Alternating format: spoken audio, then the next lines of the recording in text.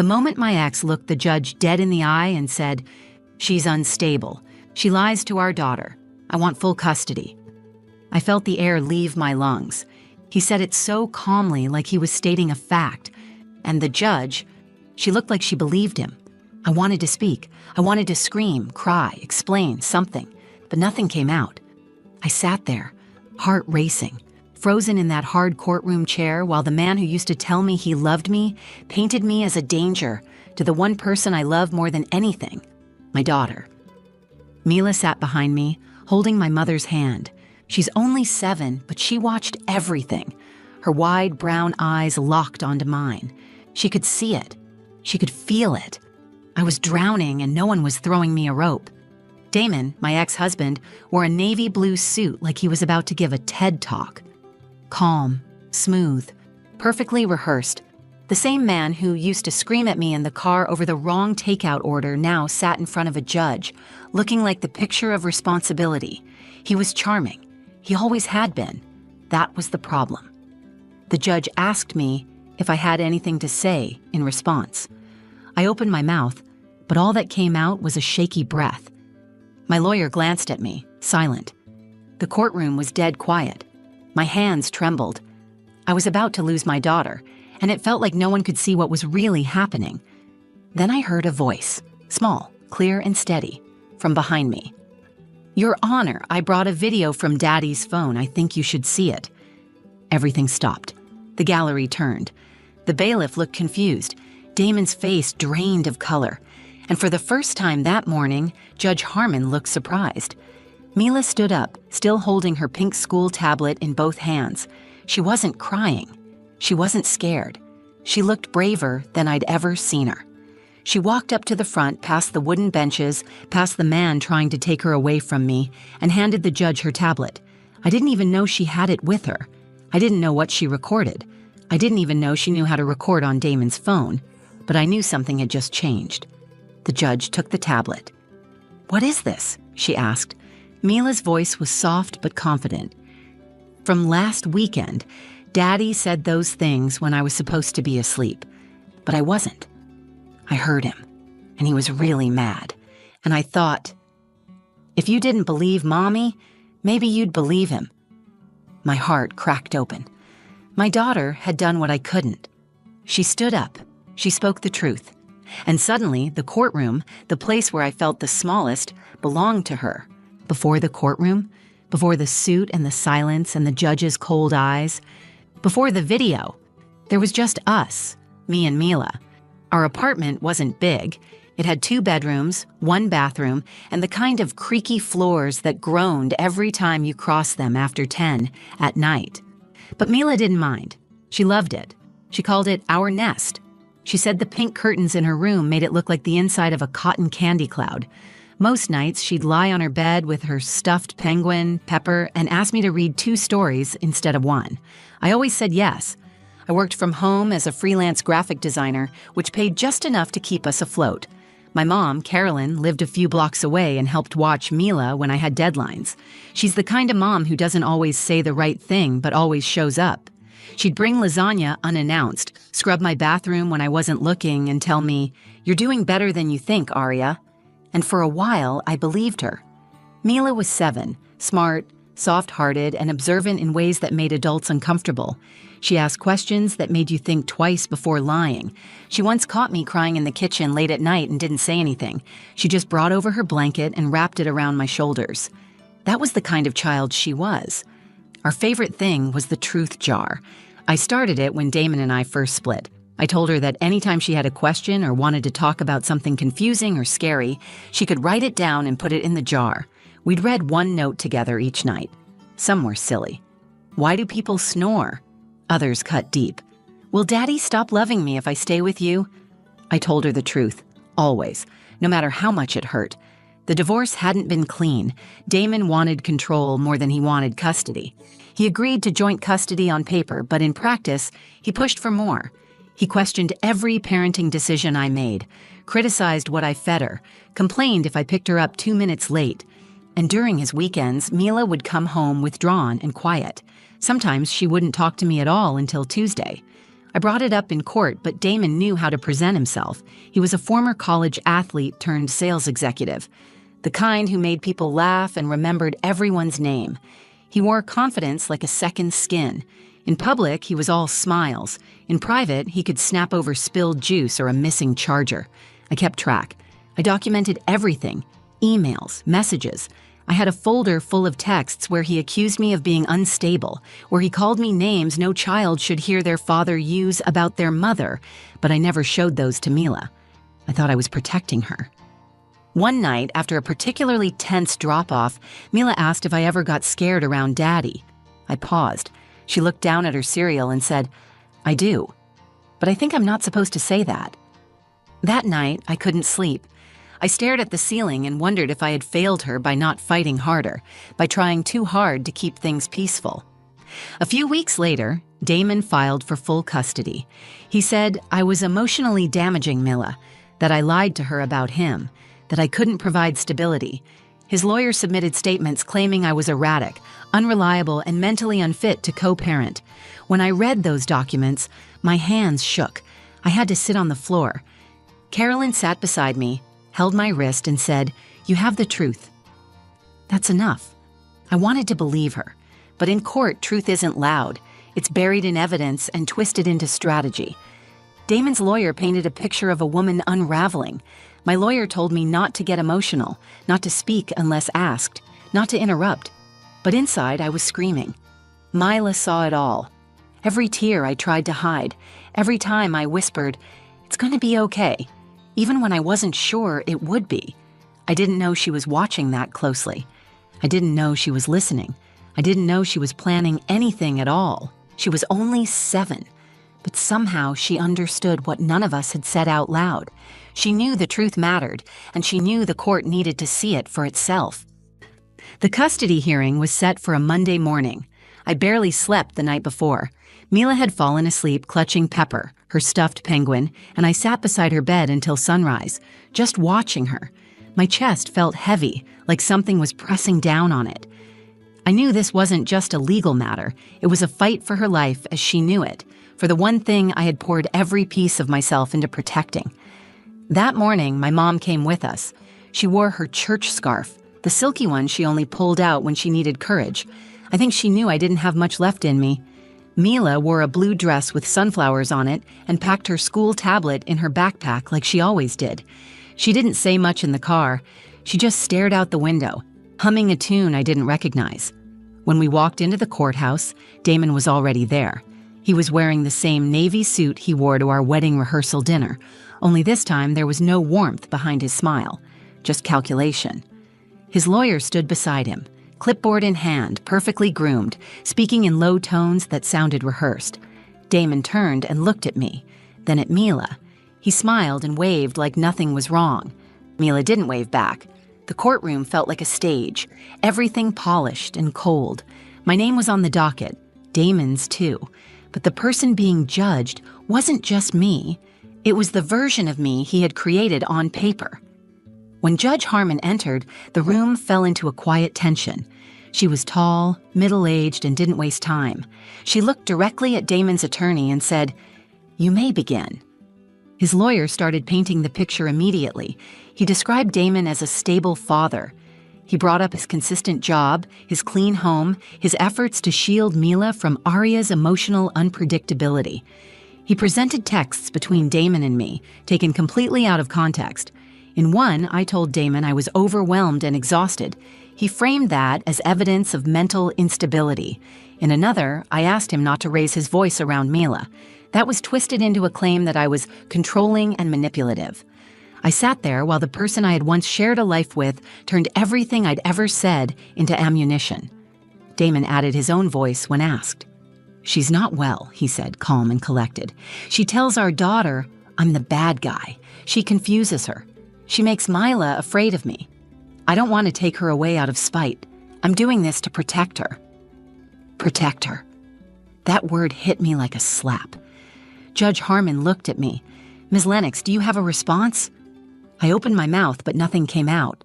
The words were in my chest, pounding to be released, but my voice betrayed me. My heart raced. My tongue felt heavy. All I could do was look over at Mila, who sat behind me, her little legs swinging off the bench. She gave me a look I'd never forget, worried but not afraid.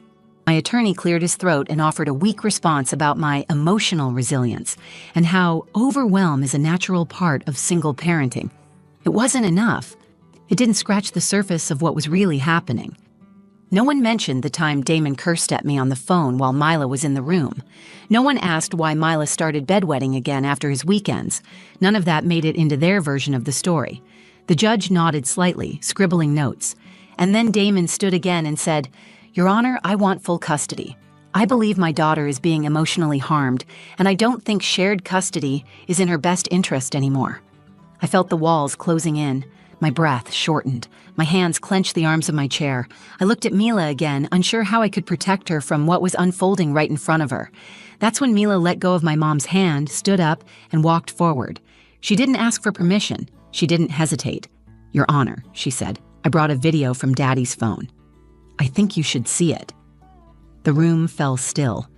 Damon's face went blank. My mom gasped. I turned in my seat, eyes wide. Mila stood there, holding her school tablet, shoulders square, voice steady. Judge Harmon looked at her. "Excuse me?" Mila held the tablet up a little higher. "It's from last weekend. He didn't know I was awake, but I was. I heard what he said, and I thought it might matter." No one spoke. Not Damon, not his lawyer, not the judge. And for the first time since the hearing began, I felt something shift. Mila had brought more than a video. She had brought the truth into the room, and everyone felt it. Mila stood in the center of the courtroom holding her tablet like it was a shield. Her sunflower dress looked a size too small, the hem grazing her knees, but she didn't fidget. She didn't look back for reassurance. She stood alone, facing the judge. "I brought a video from Daddy's phone," she said again. "I think you should see it." Judge Harmon glanced at the bailiff. "Bring it here," she said. Mila walked the few steps forward and handed the device to the bailiff, who then gave it to the judge. The silence stretched across the room like a tight rope. Damon's jaw was set, his lips pressed into a thin, unreadable line. His lawyer looked from him to the tablet and back again. Neither of them moved. The judge turned the screen toward herself and tapped the play button. For a moment, there was nothing. Just the sound of ambient noise, the kind of distant hum you hear late at night when the world outside has gone still. Then came his voice, loud, harsh. Not the smooth, composed tone he had used just minutes earlier in court.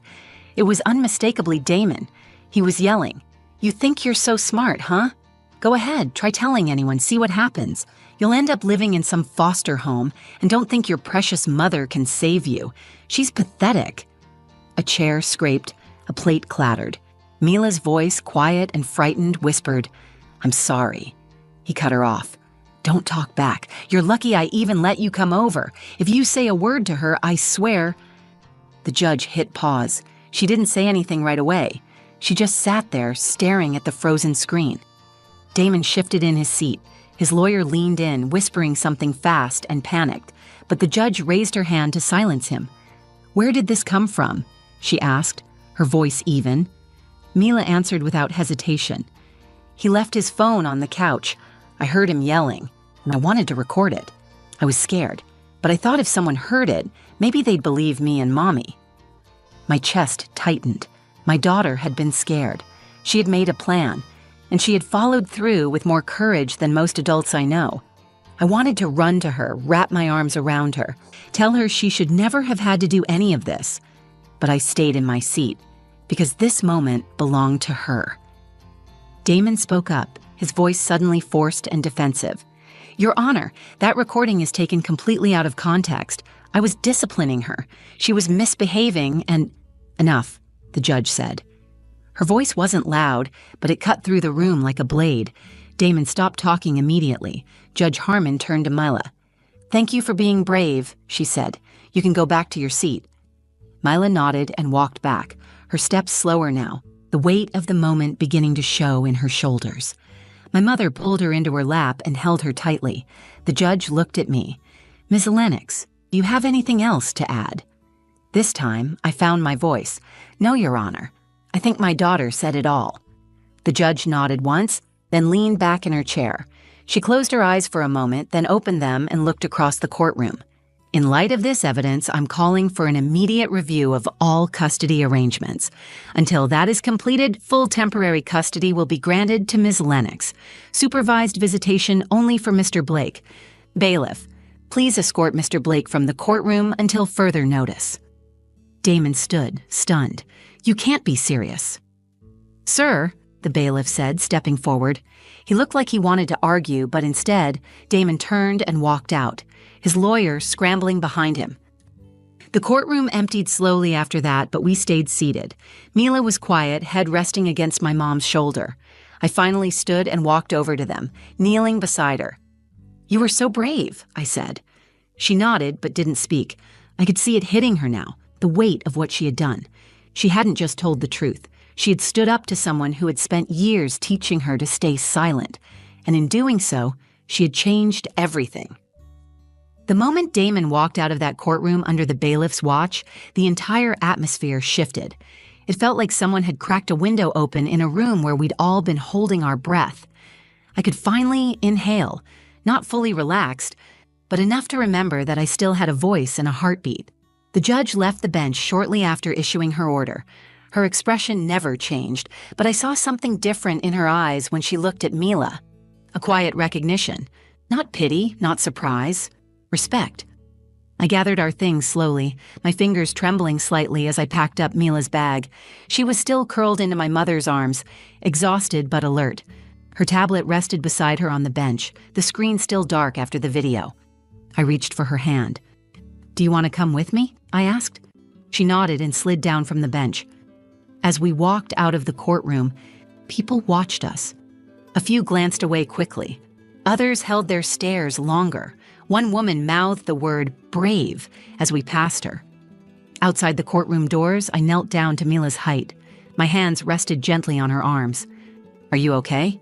She shrugged, then finally said, "I didn't want to do it, but I had to." "I know," I said. "I'm so proud of you. You shouldn't have had to carry that alone." She looked down at the floor.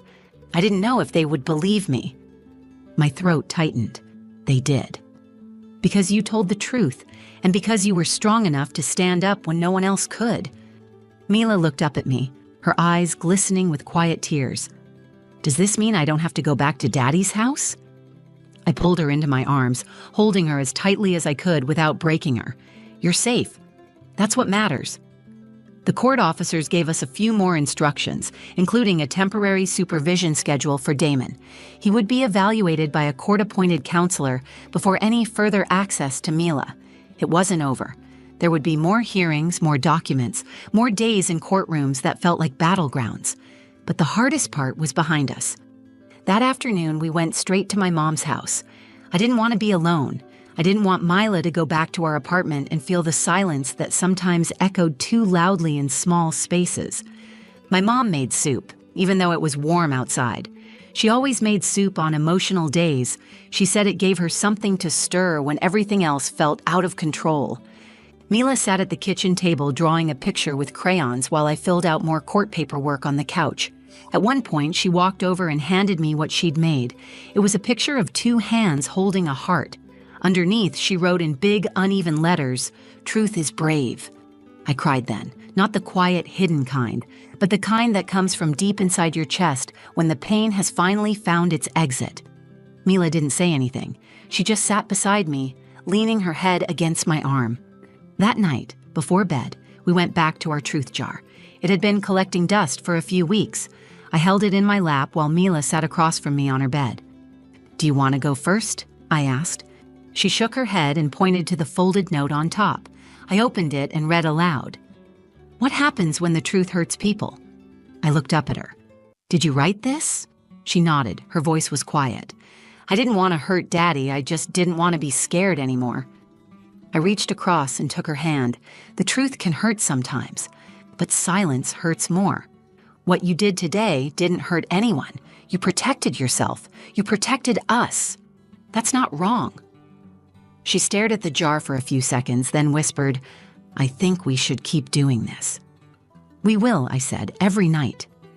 That night, after she fell asleep, I walked into the living room and stood by the window. The streetlights flickered outside. Cars passed. Life went on. But everything inside our world had changed. Damon no longer controlled the narrative. He no longer controlled Mila's voice. And for the first time since the divorce, I felt like I could breathe deeply, knowing that I wasn't alone in this fight anymore. My daughter had stepped into a world far too heavy for her years. And she didn't just survive it, she changed it. The final custody hearing happened 4 weeks after the day Mila stood up in court. By then, everything had changed. The court-appointed counselor who interviewed Damon filed a detailed report. It outlined controlling behavior, emotional instability, and a concerning lack of empathy for Mila's well-being. He denied everything, of course, but the video spoke louder than any of his words ever could. Combined with Mila's statement, it was enough for the court to remove his unsupervised custody rights. When the judge read her final decision, I sat quietly holding my breath again. But this time, it wasn't from fear, it was from hope. Full physical and legal custody was granted to me. Damon would have strictly supervised visits twice a month at a neutral center with trained professionals. There would be no overnight stays, no more closed-door weekends, no more whispered threats. Mila's voice had shattered that illusion forever. We left the courthouse in silence that day. Mila held my hand as we walked down the long steps outside. My mother walked beside us, her purse swinging against her hip, eyes scanning the sidewalk for Damon, though we knew he wouldn't come near. He hadn't spoken to me since the first hearing. I was fine with that. Later that evening, we went to a small diner Mila loved, the one with the red booths and animal-shaped pancakes. She sat across from me and asked, "Is it over now?" I didn't lie. "It's safer now," I said. "We're not done growing through this, but we're not afraid anymore." She nodded and stirred her chocolate milk with her straw. I'm glad I told. So am I. There are days I still replay the courtroom in my head, the way Damon's face changed when Mila spoke, the way her voice, clear and calm, carried more weight than any legal argument made that day. My daughter reminded me that strength doesn't always come from shouting louder. Sometimes it comes from being brave enough to speak when you're not sure anyone will listen. In the weeks after the final ruling, I started therapy again. Not because I was falling apart, but because I finally had space to process what I had survived. I realized I had spent so long trying to stay afloat that I never learned how to feel safe again. That would take time. But now, I had the time. Mila began drawing more. Her sketches changed. They used to be full of houses with no windows and stormy skies. Now she draws trees with roots and kids holding hands. She drew a picture of the truth jar and taped it to her bedroom wall. Every night she reminds me to check it. One night I pulled out a note that said, "Do brave people still get scared?" I smiled and told her, "Yes. They just don't let fear be the end of the story." She wrote another one a few days later. "Can kids protect grown-ups too?" I looked at her and said, "You did." I tell this story because there are women out there right now sitting in silence, wondering if the truth will ever be enough, wondering if anyone will believe them over the person who knows how to perform the right version of themselves in public. I tell this story because sometimes the truth doesn't come from a lawyer or a courtroom argument. Sometimes it comes from a child who's seen more than she should have, and who decides that staying quiet is no longer an option. I used to think being a good mother meant shielding Mila from everything hard and painful. Now I know it means standing beside her through it, teaching her to tell the truth, letting her see me cry, then showing her what it looks like to get back up. We still have our hard days, but they don't define us. We are not the scared versions of ourselves that Damon tried to trap us in. We are loud when we need to be. We are quiet when we choose to be. And we are free. Mila saved us both that day. She didn't just bring the truth into that courtroom. She brought the light. And for the first time in years, I didn't feel like I was losing her. I felt like I was meeting her for the first time. If you're still here, thank you for listening. This wasn't an easy story to tell, but I believe stories like this need to be told, because somewhere out there, another mother is sitting in silence, thinking no one will believe her, and maybe she just needed to hear this. If this story moved you, please like the video, share it with someone who needs it, and leave a comment. I read them, and they mean more than you know. And if you want to hear more real stories, raw, honest, and full of heart, subscribe to the channel and turn on notifications. There's more to come. Thanks again for being here. Stay brave, stay kind, and never forget that the truth matters.